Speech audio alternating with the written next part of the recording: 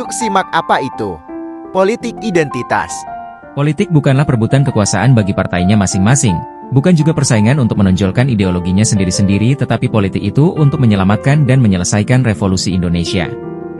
Begitulah kata Bapak pendiri bangsa Indonesia, Insinyur Soekarno. Pada kesempatan kali ini kita akan membahas tentang apa sih politik identitas itu sebenarnya. Politik identitas pada awalnya muncul pada tahun 1970-an di Amerika Serikat. Pada masa itu politik identitas muncul dengan tujuan memperjuangkan tuntutan minoritas, gender, dan juga ras yang merasa terpinggirkan. Dalam sejarah manusia, politik identitas digerakkan oleh perjuangan untuk mendapatkan pengakuan. Dampak dari politik identitas juga cukup serius karena bisa menyerang golongan tertentu yang menimbulkan diskriminasi hingga radikalisasi.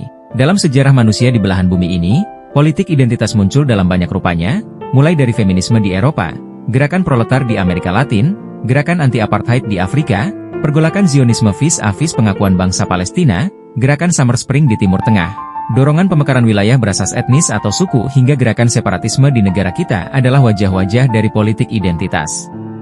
Menurut Abdillah, politik identitas adalah kegiatan politik yang berdasarkan identitas individu baik dari etnis, ras, suku, hingga agama.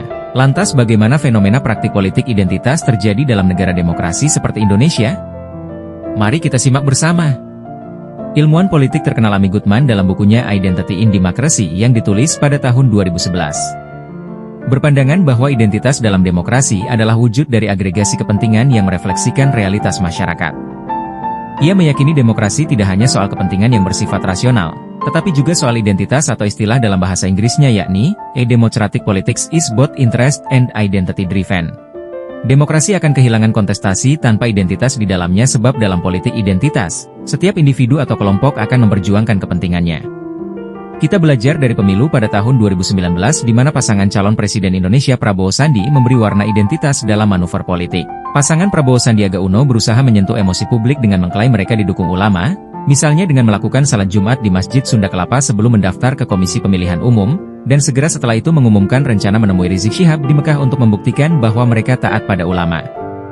Begitu juga dengan pasangan Jokowi Maruf Amin, di mana warna politik identitas nampak ketika Jokowi memilih calon wakil dari seorang ulama besar yang menjabat sebagai Ketua Majelis Ulama Indonesia. Selain dalam pemilihan presiden bisa dipastikan bahwa pemilu baik itu DPR, gubernur bahkan pilkada di Indonesia, akan terus diwarnai para aktor politik yang membangun citra diri yang lekat dengan simbol-simbol kultural atau agama. Mengapa demikian? Sebab hal ini dibuktikan dengan hal kecil seperti bertebarannya baliho-baliho para kandidat pemilu dengan pakaian, aksesoris, atau pesan-pesan yang mengasosiasikan diri mereka dengan kelompok identitas tertentu.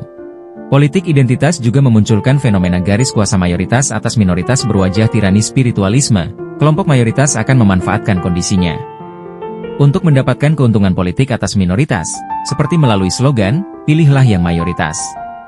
Politik identitas sengaja dibangun oleh elit politik untuk mempertahankan kekuasaan dan pengaruh, serta power sharing yang dibangun atas dasar identitas. Politik identitas diminati oleh elit politik di Indonesia, terlebih agama mayoritas, sebagai alat jitu untuk meraup suara pemilih. Sehingga menjadi benar bahwa di Indonesia dalam konteks politik identitas dinilai sedang mengalami suatu potensi konflik relasi antara agama dan negara. Pada akhirnya bahwa politik identitas yang berlebihan akan bermuara pada konflik SARA yang akan berimplikasi pada kualitas demokrasi yang dapat mengancam persatuan dan kesatuan bangsa. Untuk itu hal yang paling penting adalah bagaimana kita dapat membangun pondasi demokrasi yang kokoh agar tidak mudah tergoyahkan oleh berbagai dinamika proses demokrasi. Apakah politik identitas itu buruk? Sebetulnya politik identitas itu tidak selamanya buruk, asalkan selalu mengedepankan rasionalitas dalam berdemokrasi dan tidak menimbulkan fanatisme terhadap golongan tertentu. Sebab bila kita sudah fanatik, yang akan menjadi korban adalah kelompok-kelompok minoritas yang secara suara dan basisnya sudah pasti kalah, dan ketika mereka sudah kalah bisa dipastikan aspirasi dari kepentingan mereka tidak akan pernah diakomodirkan. Mengakhiri pembahasan ini saya mengutip quotes bijak dari filsuf Yunani Plato. Ia mengatakan bahwa orang bijak memikirkan kehidupan politik, bukan karena kepentingan pribadi, tetapi demi kebaikan bersama. Jangan lupa ngopi, ngobrol politik. Jangan lupa dukung saya dengan like, komen, dan subscribe.